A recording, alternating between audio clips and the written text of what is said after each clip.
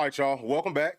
We just put out a video breaking down Tennessee's offense versus Alabama's defense. Hopefully some of y'all caught that. If you are watching this live, which I know a lot of people can't do just because people are working, but if you are watching this live, y'all please make sure to like and subscribe to the channel. If you're watching it on the rewatch, do the same thing. Please, for us, that helps us out in a major way. And, check out the videos that we've been putting out just because we've been breaking this matchup down very thoroughly. And I just wanted to do like a quick little vibe check. We don't typically do this every week.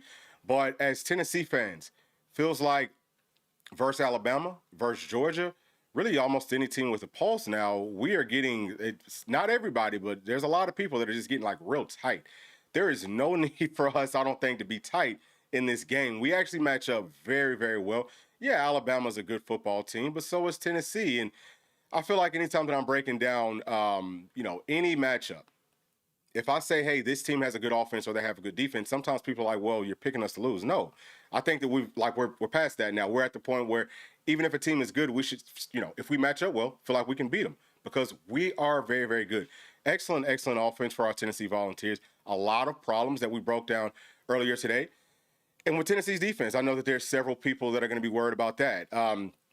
Versus a really good offense, Alabama's offense is good. Todd Simpson is good. It's funny because to start the season off, a lot of folks say, man, Todd Simpson sucks and whoop-de-whoop. I know some of that was just, people were just angry with him because he's from Tennessee and all that, but he is good. I mean, he operates very well. He actually puts me in the mind of like Carson Beck, like how Carson Beck looked with Georgia, and really even more so right now with the U. I think he's operating at an even higher level with more talent, with a much better offensive system. But going back to Todd Simpson, going back to Alabama's offense, man, they put up some great numbers, don't they? I mean, it all looks good whenever you're watching the highlights. But if you watch a full 60-minute game, you're going to notice that they have some weaknesses. They have some issues. And the biggest thing is that their offensive system, similar to Tennessee's system last season, it's I'm not going to say it's super simple. It's not as simple as Tennessee's was, but it is kind of simple to stop what they want to do. And all that they want to do, y'all, is just throw the football vertically. Like that's the main part of their offense. They're not running the football well. Their offensive line doesn't look great. And I'm going to show y'all some of these numbers on a like game-by-game basis and talk about the teams that have played well versus them and the coverages that they play. Well, really, there's one that I'm thinking of. Y'all already know who I'm talking about. But I want for y'all to see what they did just because it's something that I literally just looked at because I'm listening to all this radio stuff. I'm on the message boards. I'm on social media. And while there are some Vol fans that feel good about this, it's others that are just like, dude, like, we don't have a chance. Like, whoop-de-whoop, the defense, we can't play the zone. And yada. This is a game that we probably want to play some zone in, all right? Like, you can't always just run man. But I think that styles make the fights. Tennessee matches up very well on both sides of the football. And I've kind of started to go through and take a look at some of the special team stuff. But I don't know if we're going to cover that or not. We might. We'll see. But let me get to some of this chat just because this is really what I came here for. I want to get to people's thoughts and see what everyone's saying. All right, so this first one from my dog CTB Spiffy saying, GBO, go Big Orange. Love to see it. Thank you for joining us. And CTB is also saying that he thinks that our fans get scared because how the media portrays things with Ty and Bama. That's so true. Like, I'm listening to I forgot exactly what I was listening to, but I've heard some people talking about Jam Miller. And they're like, oh, man, Alabama's so much better with Jam Miller or with Jam Miller than they are without Jam Miller. From a stat standpoint, that might be true, but for the members on this channel, we put out like the highlights for the key players on offense and on defense to show you how they look at their best. Now, Jam Miller, he's only got maybe it's 6 or 7 runs total over the course of the season. I know that he's missed some games, but only 6 or 7 runs of over 10 yards. Every single one of those runs, there's a gaping wide open hole. He's not like making people miss. He's not really running through tackles. I mean, Alabama's run offense is not great for a reason. Not picking on Jam, right? But this is the week for us to do it, right? But that's not what I'm trying to do. I think that he is a good player, but we've already seen better running backs than Jam Miller. The other guy I think for Alabama is probably better than Jam is. It's just we tend to get real tight versus Alabama. We tend to get tight versus the rivals, especially if they have a pulse. I think that it's time for us to go back to Tennessee in the 90s when I don't remember this type of stuff.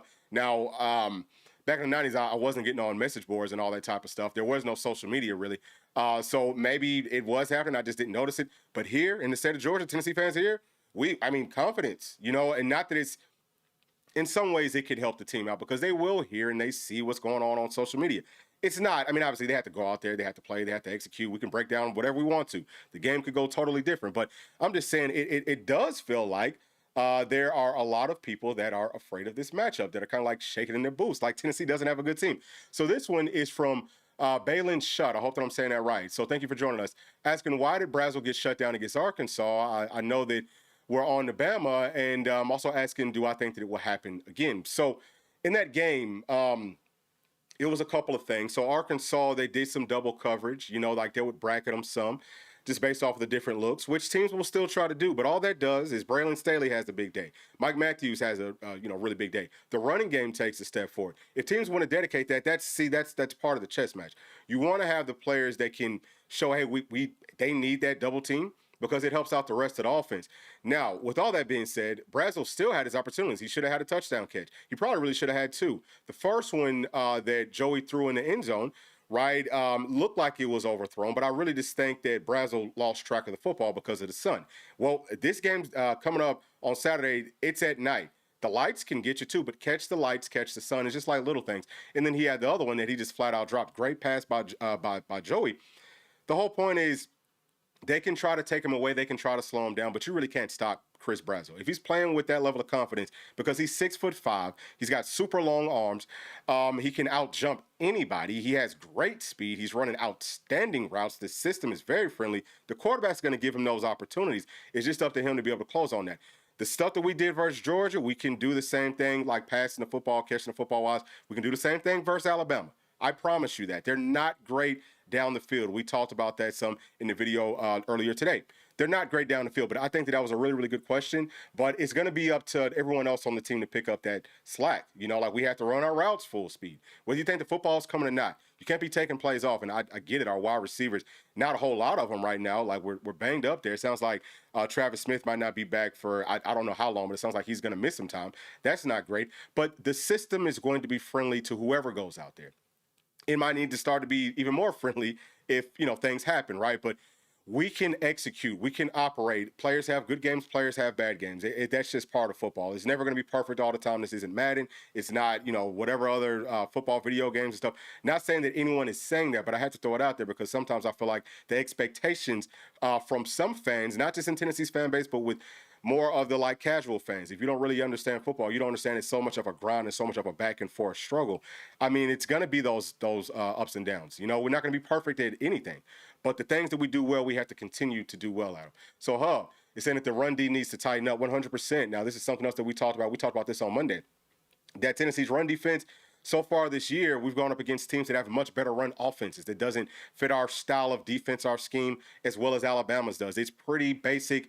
Again, man, it's just about we want to throw the football vertically. They don't do a whole lot of 12 personnel, so it's not a lot of big people out there to block our linebackers and all that type of stuff. Are they going to try to use some wide receivers sometimes? Yeah. Do they have some misdirection stuff? Yes, but it's not nearly as much as what we've seen previously, especially last weekend versus Arkansas. That was about the worst matchup for our defense that I think that we're going to face all year long. We talked about it for that whole week. I think that a lot of times that just fell on deaf ears because whenever there's a narrative out there, people tend to just go with the narrative. But that's why we like to show you all the stats, show you all the film anytime that we can to back up what we're saying. We don't just make stuff up.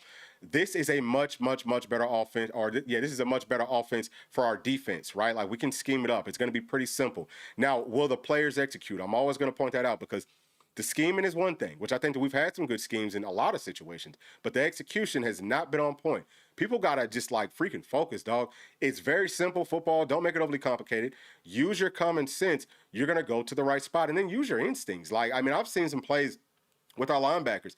I think that, and we talked about this on the Patreon, I think.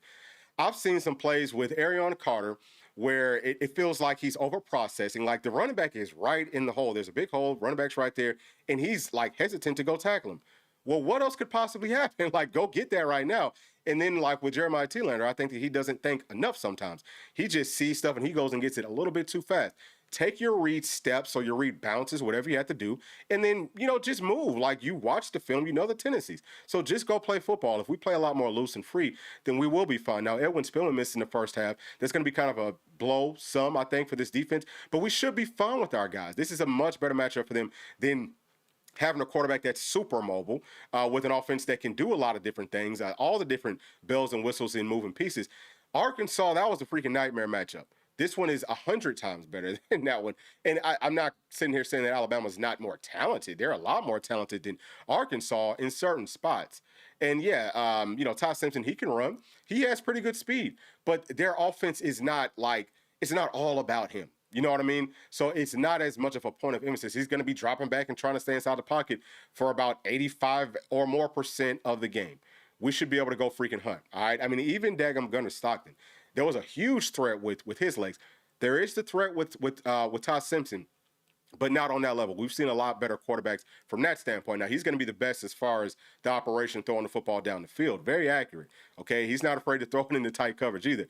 But I also think that plays into Tennessee's hands. I think that we'll get more interceptions. That's going to be I think that's a problem for them. Our cornerbacks are very, very good. I know the people keep on talking about Ty. Ty has played so much better since that Georgia game. Even in that game, he had good coverage. He's going to be fine. Colton Hood's going to be fine. Can our safeties figure it out? All right, so this one is from Slick420, saying that we saw what happened.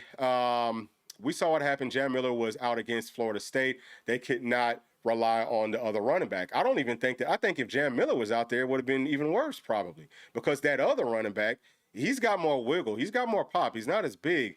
But I don't think Jam Miller is not the answer. Like, they weren't opening up holes. If it's not huge holes, the way that their offensive system is set up, I'm not saying that they're not good players, because they have a whole lot of them. It's not just those two guys. They've got some other players too. So they could throw in whoever that we haven't seen so much of. They might have a better day. They've got some big guys. But their system is really predicated off of just what's there. Get what's there. Like, they're downhill running. It's a lot like Tennessee's system. That's how it was last season. You're not really asking a running back to be patient and do this and do that. They're just, hey, get downhill. Get us 4 to 5. If the 4 to 5 is not there, then they're going to get what they've been getting all season, which is, like 3 yards per carry or something? It's definitely not great. So let me get to this one from Los, saying that we've got to play that we have to play a whole game, and Coach Hype has to put on more steam. Yep, and Coach Banks can't play bend, don't break the entire game. So this is where, and I definitely feel what you're saying. I don't think that you can do that for the whole game, but this is a game where that's really what you want to do. All right, that is what you want to do. All right, so Will, who is a new member, thank you for that, Will. He's asking, do I think that the Banks scheme caters to more veteran players? Could that be the reason that we're seeing? Yeah, I do. I think that this scheme can be overly complicated, because Coach Banks strikes me as the sort of a coach that wants everything to be perfect. So many different moving pieces based off of all these different looks, and it can get super complicated on defense. Kind of the same thing on offense, but just not as much. Defense, for sure, it can go just like way too far, way too quickly. Man, let them boys go out there, line up, and play freaking football, and don't make them have to think as much. There's just no need for it. Just take away what you can take away. The other team's going to get some stuff. It is what it is. Like, we got a great pass rush. Let's stay over the top and let's go hunt. That's got to be what the game plan is. I'm going to get to some more. All right, let me get to some more. This one is from Timothy. Timothy is saying, or he's asking, how well do I think our linebackers will hold up against Bama compared to Arkansas? I think, like, night and day difference better. Like, totally different, way, way, way, way, way better, especially versus the run. But also, I think even like versus the pass, it's because there's not as much stress from Alabama's offense over the middle of Tennessee's defense, right? So if we can use a little bit of common sense, like I talked about, which I see Alabama's linebackers doing this, don't just drop into your freaking zone. Turn your head around and find the people and then get inside the passing lane. It takes you a split second to do that.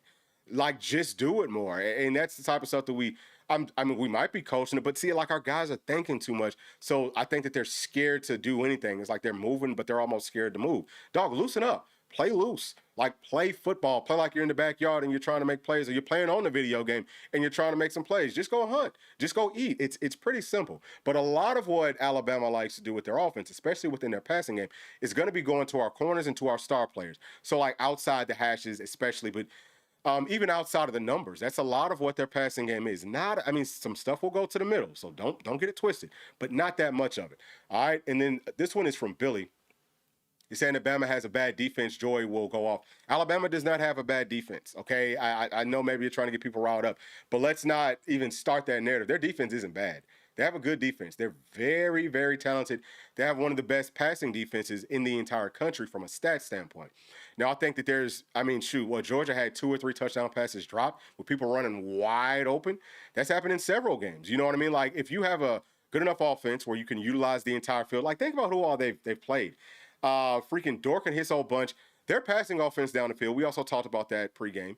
It's horrible. They can't throw the football down the field, so they kind of play right into Bama's hands on defense from that standpoint. Their running offense has been good, but maybe it just looked better than what it actually was because they haven't played anybody until they saw Alabama. Vanderbilt, they have a really good running scheme. There's a lot of bells and whistles and moving pieces, but the passing stuff is not. That's another play. Some of it, they did a pretty good job down the field, but their passing game is, like, hey, intermediate type of stuff. It's coming off of the run. It's coming off of like a triple option. So, I mean, and then Georgia. And I just talked about it. They had 2 or 3 people wide open down the field, but Georgia's offensive actual scheme is not as good as Tennessee's. Now, they've got some good athletes, but Tennessee has just as good of athletes on the outside. Not as many playing it like wide receiver, but they're just as good, if not better. Like, I would take our 3 guys over their guys all day long. I know people say, well, Zachariah Branch, what, quick screens and stuff? I mean, what is he doing down the field? Nothing. Like, I mean, it's very, very simple. So this is going to be by far the best offense that they face so far, but it doesn't mean their defense is good. I said this to start it off. Just because, like, you don't have to say that one part of a team's whatever is bad to say that Tennessee's going to win or that Tennessee's going to do well versus it. They're good, and we're still going to find success. It's as simple as that. And Los is saying here that he knows that this sucks, but the refs play a huge factor in Tuscaloosa. That's a big fact. That's my biggest concern. Will we go out there? Will we be focused? And can we overcome those referees? That's going to be huge because they are going to cheat. I guarantee you that. They will cheat for sure. This one from Balin saying he thinks that Joey is about to have another big game, just like he did against Georgia. And if he doesn't throw a pick, I believe that we win by 14 in Tuscaloosa. I don't know how much we're going to win by just yet. I got to keep on going through, keep on watching film. I'm going to try not to watch too much of it. But for since like Sunday, that's pretty much all I've been doing is just watching film on Bama, offense and defense. But yeah, I think that we have as good a shot as probably any other team in the country to go down to Tuscaloosa and win this game just because of the matchups. All right, I'm going to come right back to the chat, y'all, in just a second. But let me get to this real quick. All right, let me just show y'all some of the stats that I was talking about. All right, so the main thing is going to be if you look at, so obviously this is Alabama's like game logs over the course of the year. But what I have highlighted is them versus Florida State. That's the first game of the year. They threw the football 43 times. They only threw it 23 times. They threw it 43 times and they only hit on 23 passes. 53.5%. Now, they did throw for 254 yards with 2 touchdowns. But if you look at like the average yards per pass, 5.9 yards. This is what you want to do. You want to play in Florida State. They played quarters coverage. That is a deep coverage. That's a bend but don't break. It's kind of like what people are calling prevent, which is what we've been playing on third and longs. That's not prevent defense necessarily. I guess you could say, well, we're trying to keep them from getting the first down, but isn't that what you do on every single play? But yeah, if you play your people deep, and if you take away all the vertical stuff, come up, make the tackles, and make them hold on to the football longer with the best. Hopefully, it's going to look like this on Saturday. But the best defensive line, the best pass rush in the country, number one, we are going to do pretty much what Florida State did. I think the Florida State's front, look, they got Jason Jenkins down there. Hey, look, love him. He ain't playing at Tennessee right now for a reason. We got better guys, so we should be fine from that standpoint to stop the run. The safeties will, if we're playing quarters coverage, the safeties will be run first. So the defensive line has to do a good job of clogging up those running lanes. We got to come downhill and we just got to fit it up right and make the tackles. But I think that our linebackers will be a much stronger factor and presence over the course of this game. So they ran the football, 29 times for 87 yards, 3 yards per carry. All right, so they're averaging, right here it says they're averaging 3.7 yards per carry rushing the football, which is not good at all. But you can see what they've done versus some of these other teams, right? Obviously, great numbers versus teams that can't freaking play. All right, these are 2 teams that can't daggum freaking play. And then, you're looking at what they did versus Georgia, pretty average numbers, right? So 64%, 280 yards passing, which is good, right? That is good. But I think that, Tennessee is going to do a better job with the vertical passes than Georgia did because our secondary is better versus that. Our team is better versus that. We have a much better pass rush than Georgia's does. We all know that. We just talked about it. Our secondary players, we go up against the Brazzos, the Staleys, and the Matthews every day in practice. So they couldn't hold them, right? And look, that's how you beat Georgia, throw the football on them. It's kind of a wonder. We threw on Georgia a lot better than Alabama did, all right? And yeah, I mean, we played at home, and then they went down to Athens. But so what? I mean, styles make fights. I think that Kirby Smart's scared of those guys. I think that their team is scared of those guys. We cannot let Tennessee be like this new version of what I'm seeing from some of our fan base, where we're scared of the smoke. We can't do that like we used to be. Hey, we don't care. We'll go to the other side of the country and go play whoever. Like we ain't scared of nobody. We got to get back to that. And like our players play like that. It was us, and it was like LSU. This is prior to what Coach Kelly is doing out there. He has no clue. But they weren't scared of anybody previously. Like we were the two teams from the SEC that I looked at and I said, dog, we ain't scared of nobody. We'll go play with anybody, no matter what our record is. We have to play Alabama every single year. So, and we typically played them pretty close. Like there were some blowouts, but there would be times when, man, Tennessee's got a horrible record, but we go down to Tuscaloosa or whatever. And it's a close game because we weren't scared. So it's just like the mental part of it.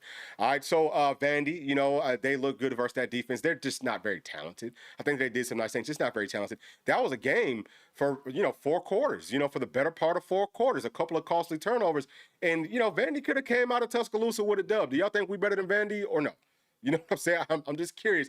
And then, we already talked about these folks. So with all that being said, man, I just want to point it out and just show y'all that Tennessee, we can replicate what Florida State did. We can just play that quarters coverage, that deep coverage for most of the game. And that's going to play right into our hands. I'm not too much concerned about them running the football, but we always got to stop that first. We can't if we let Alabama start to run the ball, then that's going to be a problem because we don't want to dedicate too many people to the box. I don't think that we want to run too much man-to-man coverage, but we can run it. We can run some zero. We can dial it up. Coach Banks always has a really good plan versus Alabama. Go back. Look at every single game. He's had a good game plan every single time. So now that the offense has made the necessary changes, I feel perfectly fine. I think that second half, we might come out first half, look great. Can we play a full 60-minute ball game? Like someone talked about, what does it look like once the referees start trying to take over? Because they might let us ball for the first half. That's what they've been doing. Or they might just start cheating off the rip. It doesn't matter. Overcome it. Overcome all that. All right, so I'm going to try to get to some more of these chats. So from CTB, he's saying that it's more of discipline instead of effort with our defense. They all play with great energy, just miss too many. I think that's true. And it's not so much about the effort. I would say maybe outside of Boo Carter, he's the one guy. And I'm not trying to pick on him or paint a bad picture of him. I'm just coaches, and I'm not coaching, but this is what the mindset is. Coaches, they will be harder on the players that they know can give them more. That they know, hey man, you can tap into so much more. With Boo in the first half, it's like, dog, what the hell could you possibly be doing? Like, you're covering absolutely nothing. Like, you're playing curl to flats. You're just guarding the curl, and it's like an inside part of the curl. Like, move around, use your eyes. You shouldn't be as bad in the zone coverages as our linebackers have looked at some points, over the course of this year. So he will be like the only guy. I don't know if it's effort or I don't know if he's just not locked in, but we got to find a way to get him going. If he plays well, then we're going to look really good with our defense. Obviously, like you said, safeties, too many blown freaking coverages. It's inexcusable, really. Look at the sidelines, get the freaking call, talk about it, which the secondary, the entire defense, you can talk better on the road because the crowd's not as loud. Should be pretty easy for us to figure out what the heck's going on. Be in the right coverages and then get to the right spots. Go guard somebody. Don't guard grass. And like you talked about, just keep on playing hard. If we play with the maximum effort and don't have as many mental lapses, our defense is going to look like that's the main part of what we're lacking in. That's almost all of it, y'all. It's not so much the play calling, it's just with the execution or lack of execution. All right, this one from Slick is saying that our safeties need to quit diving at the legs. That's something else, man. Like, we got to be sound fundamentally. All right, CTB Spiffy is saying that we know or we show glimpses of being a good defense, then we relapse. Yep. We just got to be consistent over the course of 60 minutes. But that's exactly right. This one from Balin is saying that he feels like sometimes our secondary and linebackers are maybe are on the route but don't break on it until the quarterback throws the ball. And that's something that you just can't do. Now, look, there is a part of this, and I'm going to come right back to this. Playing in the secondary, playing defense period, it's so hard. We talked about this with our members. I think that we talk about it some publicly, but you're in a losing situation. Calling the plays, it's like you really have to be deep into the tendencies. It's sometimes like guesswork. And it's like, I would say that for like an offensive coordinator, their level of difficulty would be kind of like a middle school teacher, that's teaching like a little bit of a higher level math or something, or maybe like a little bit of a higher level science. But for defense, we're talking about like the college teachers that are like a really high level of science or math. Or something. It is totally, totally, totally different. It is so much more complicated. So like you can't just guess. I mean, you do have to guess, but you can't just go out there and say, you know what, we're not sure what to do. Let's just call anything. Because if you call anything, you're probably giving up a first down or a touchdown. It's going to be a huge play. So it's difficult from that standpoint. But also within our coverages, you could be close to the routes, but you don't want to cut it off too quickly just because teams run the choice routes, they run the option routes. And if you're playing zone, like if you come over, like if someone runs, we'll call it like a hitch. If someone runs a hitch and you go cover that too early, well, now that turns into like a slant or that turns into an end. They're going to go to the empty spots, which is what makes it so difficult. But yes, we do need to be tighter with our coverage. Like hold on to somebody anytime that you can. Not holding if they're being still. Yeah, like you can kind of grab them some. That's perfectly fine. Everybody else does it, but we do have to make better plays on the football. Not so much with our corners. But I think that our safeties could be better there. Our star players could be better there. And if we could get our linebackers inside of the passing lanes to get some interceptions, that would be huge. That'd be gigantic. So let me get to this next one from Balin, saying that he just wants the secondary to play with confidence, play your zone, but break on the ball, make a play, get a pick. Yeah, that's exactly what I just said, and I think that that's an excellent point. And Slick is saying that he's hoping that with all the SEC referees drama last week, the referees will call a fair game. Hey, that's very much wishful thinking. It didn't just start last week. That's not by accident. The SEC cheats. They've been cheating for a very long time. Like as long as I've been living, they've been cheating. And I've been watching ball since the 90s. If you're one of those top, like upper echelon SEC teams, they're going to cheat for you. They're going to try to get you into the playoffs because they make more money from it. So it's about the money. But yeah, I mean, it's like by far the cheatingest conference out there, period. Like it definitely is. They always cheat for Bama. As y'all saw, they always cheat for Kirby Smart. There's no punishments coming down. If anything, they might, give these guys some accolades for it. Because, hey, you guys are following the proper protocols and what we want to do here. We're pushing narratives, and we are going to cheat. So, yeah, just understand. Going into it, they're going to cheat. There's no need to even get your hopes up and think that that's not going to happen because I promise you that is going to happen. Let me check on this poll real quick and see what all we got going on. So who's going to win this game? We typically don't do this as early in the week, but 91% in for Tennessee, 9% in for Alabama. I don't know if that's Alabama fans or if it's Tennessee fans that, like we talked about, are just a little bit more nervous, which is fine. I mean, look, if that's how you feel, that's just how you feel. I'm not saying that, right? Everyone has a right to see things the way that they see it. I just feel like, and most people don't have the time to put into all the studying that we do on who we're playing, but that's what we're here for, man. Like go through, watch them videos, and I mean, then say, hey, well, this is still how I feel, or maybe it changed my mind, whatever. But we are going to give you like the proper tools to like have to be more educated in how these matchups actually look. I'm not saying that Tennessee's going to blow Alabama out or nothing. Haven't even said that Tennessee's going to win just yet. But I do think that we match up well. Like we belong on the same field with these guys, and we have every opportunity to be able to win this game. It hasn't started yet, but I like how the matchup looks.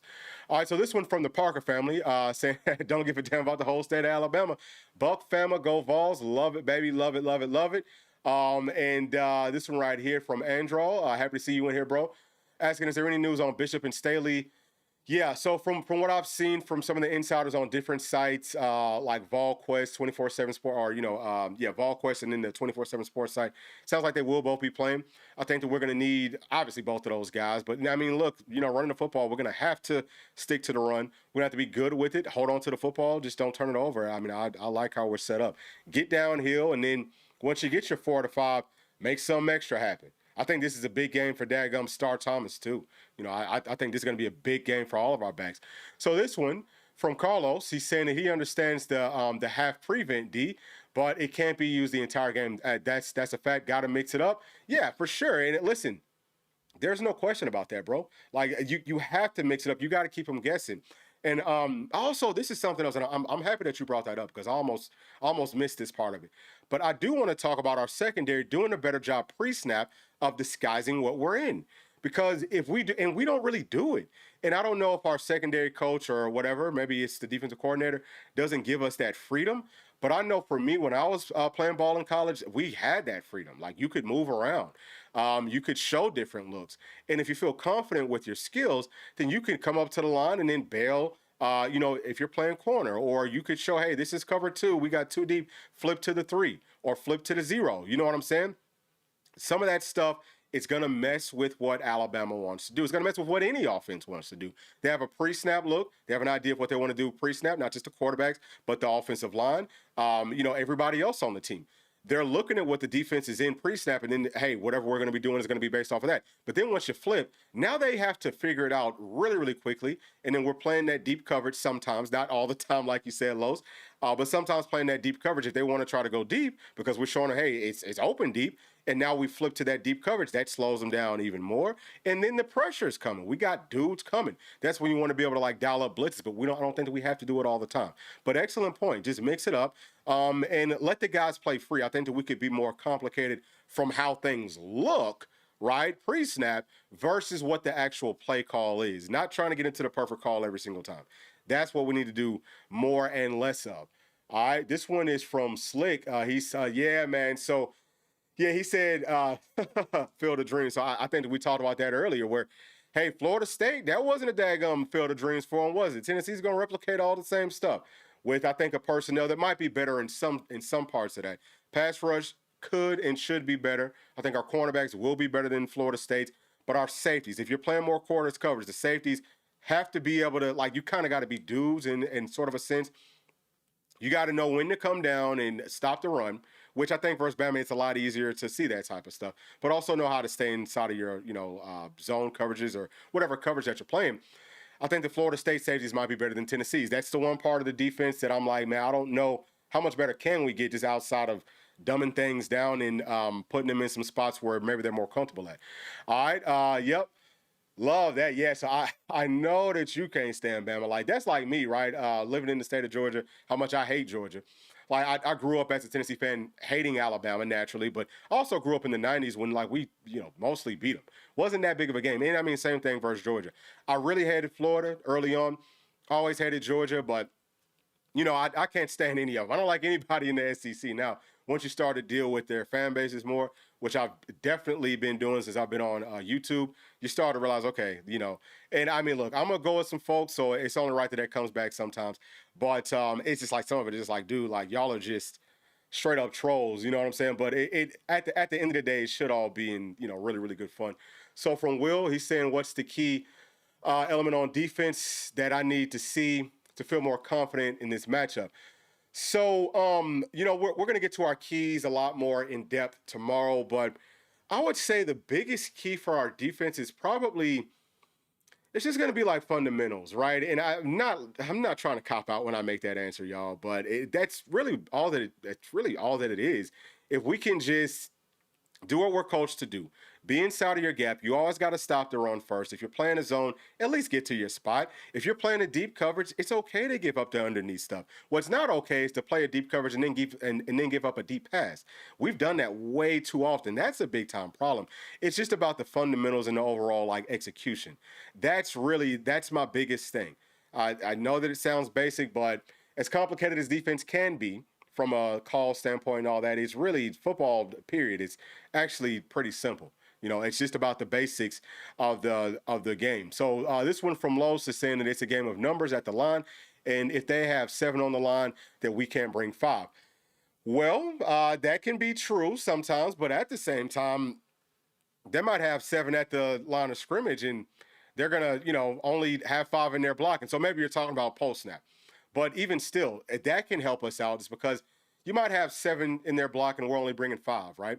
But the coverage down the field, everything's covered up. There's no passing windows.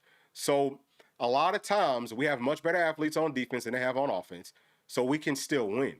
Like we've seen, how many times do y'all see a 3-man rush getting pressure on a quarterback? It happens a lot just because it's more about knowing who to pick up and all of that. But I get what you're saying. That is kind of true in theory, but as I just said how simple things can be. In that situation, I think it's a little bit more complicated than what you just said, right?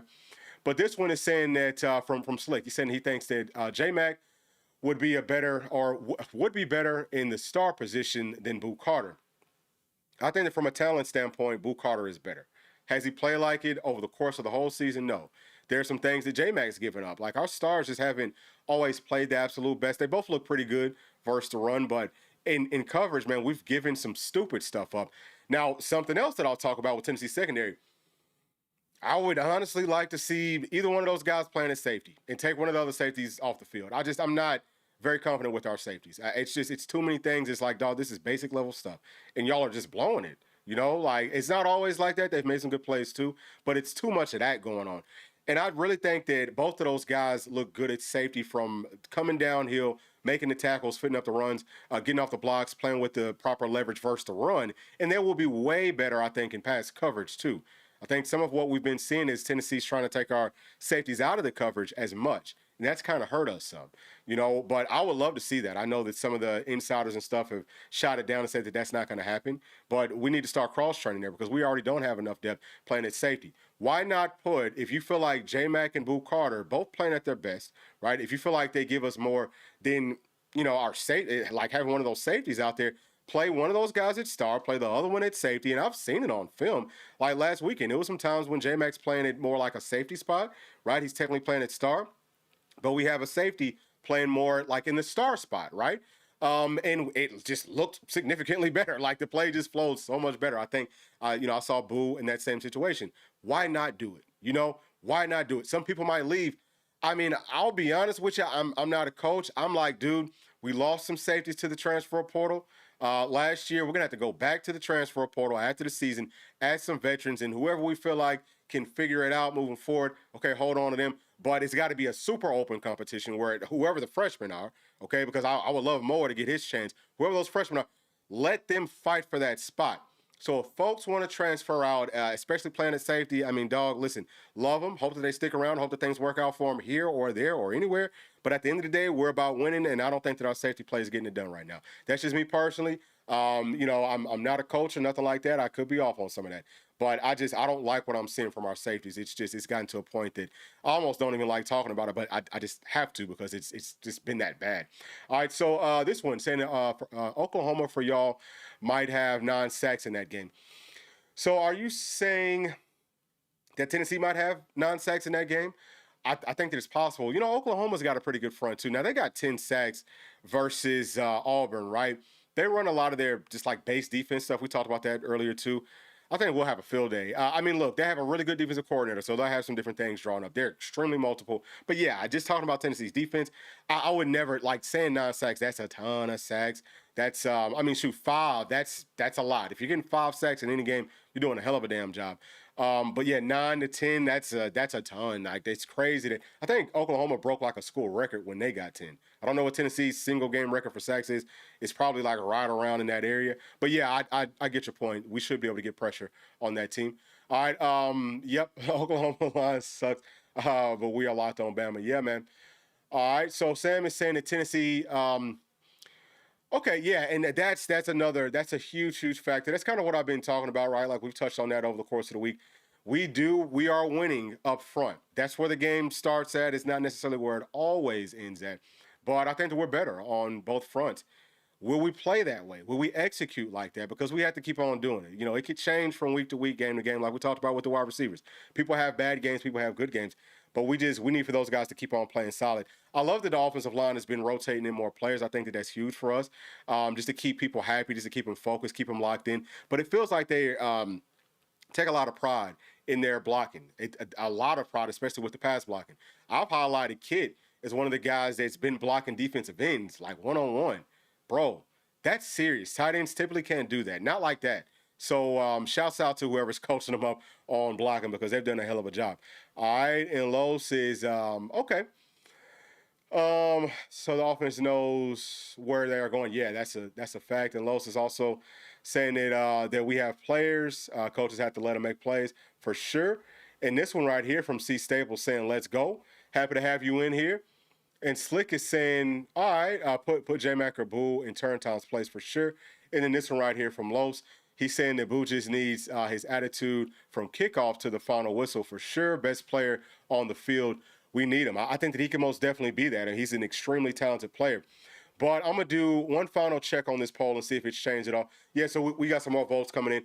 So right now it's Tennessee 86% and Alabama at 14%. But you know what? That's gonna do it. I just wanted to come in here and just see what the temperature was for this fan base. Obviously, coming up on Wednesday, we're gonna have our keys to the game. I'll show you like my overall stats for the game, how I see things playing out. And then we're gonna have our midweek chat. Hope that y'all can join us for that. That's gonna start at about 7:30, and hopefully Ruck from Straight Up Tennessee will be joining us. He has a really good channel, very passionate about Tennessee. Y'all need to go check him out. But hopefully we will be talking to y'all some tomorrow. And also for the members, we'll have some things coming out. I want to do a little bit of a breakdown, talking about some holes or, whatever, some strengths, weaknesses, all that type of stuff with Alabama's offense and with their defense. Y'all can join us there on Patreon, patreon.com/Bluechip Breakdown. Y'all can join there for free. Y'all can add to, a lot of the conversations. We have plenty of like free content. You can also join us here on YouTube by clicking on the join button just below this video. And with all that being said, hope that y'all have a great rest of y'all's Tuesday. If I don't talk to y'all later on, please make sure to like and subscribe, and we will